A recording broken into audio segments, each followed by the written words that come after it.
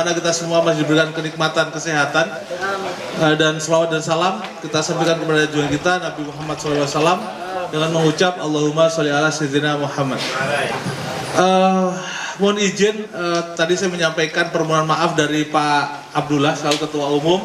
Beliau ternyata ada kegiatan yang berbarengan dengan kegiatan teman-teman di Kerawang. Jadi pas pagi-pagi makanya Pak Chandra dan saya diminta untuk hadir di sini karena memang pas berbarengan. Pak Chandra nanti habis makan siang dia ada acara yang di Kerawang dengan PC.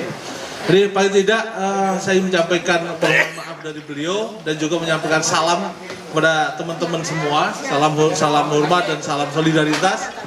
Yang pasti beliau juga menyampaikan terkait dengan kemarin kita baru saja melaksanakan Munas ke-8 yang dilaksanakan tanggal 30 Mei sampai dengan tanggal 1 Juni di Yogyakarta. Dan menghasilkan banyak sekali resolusi, banyak sekali keputusan-keputusan yang harus diaplikasikan oleh kita semua sebagai perangkat organisasi dari pimpinan pusat, pimpinan daerah, pimpinan cabang, dan PUK beserta anggota SPKP-SPSI. Yang salah satunya titik tekannya dari 6 agenda penguatan itu masih sama untuk menuju SPKP-SPSI berkelas dunia. Kita punya 6 agenda penguatan, tapi titik beratnya ada 2 hal. Karena apa? Ini yang menjadi concern kita di mana-mana dari tahun 2017.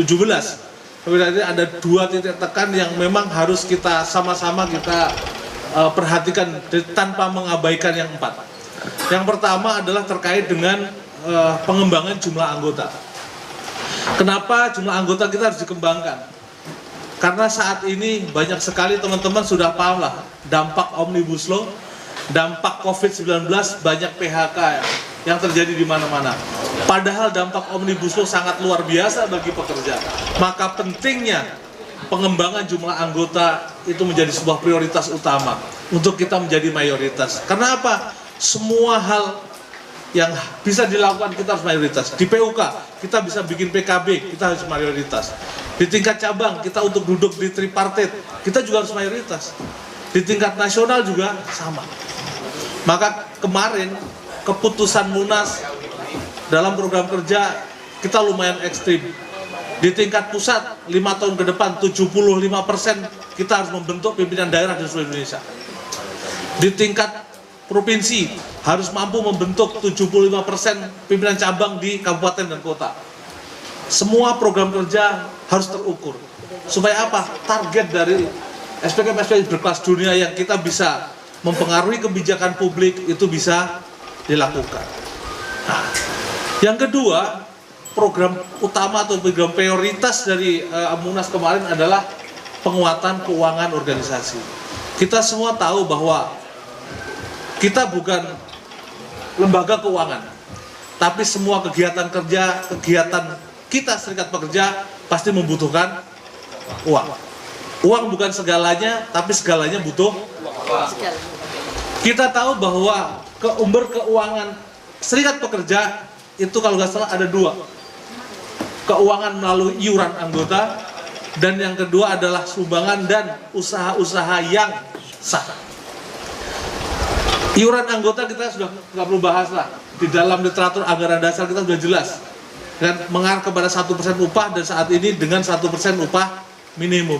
Untuk siapa? Untuk membiayai program kerja dari tingkat PUK, PC, PD, dan PP. Karena apa? Iuran anggota adalah dana titipan. Bahasanya itu di anggaran dasar. Titipan siapa? Untuk organisasi. Jadi bukan untuk Bung Usman sebagai ketua PUK, bukan buat Bung Agus sebagai ketua PD, bukan buat Pak Abdullah saya sebagai pengurus PP, tapi titipan anggota untuk kegiatan organisasi. Jadi kita juga perlu garis bawah bahwa organisasi kita adalah organisasi yang dibentuk dari, oleh, dan untuk anggota. Dan kita harus mempertanggungjawabkan. Itu yang tidak ada di dalam organisasi lain adalah serikat pekerja harus sifatnya harus mampu bertanggung jawab. Bertanggung jawabnya apa? Mempertanggungjawabkan dunia akhirat. Dunianya apa? Dalam musnik. Musnik ada namanya laporan pertanggungjawaban. Yang dipertanggungjawabkan apa? Programnya dan keuangannya penggunaan. Yang kedua terkait sumber dana adalah keuangan organisasi yang berasal dari usaha. Yang tadi disampaikan Bung Agus adalah salah satu upaya ke depan kita ingin membangun kekuatan ekonomi serikat pekerja. Jadi serikat pekerja tidak boleh bergantung kepada bantuan perusahaan, tidak boleh bergantung kepada bantuan pihak lain. Tapi kita harus mampu mandiri, berdiri untuk dan atas nama pekerja SPKF SPSI. Salah satu upayanya adalah ini menjadi walaupun namanya koperasi, tapi yang kita harapkan target utama kita adalah sementara ini bukan untuk teman-teman ada iuran anggota, nggak ada. Tapi kenapa harus bentuknya koperasi? Karena satu-satunya lembaga yang bisa menghimpun dana dari masyarakat hanya koperasi.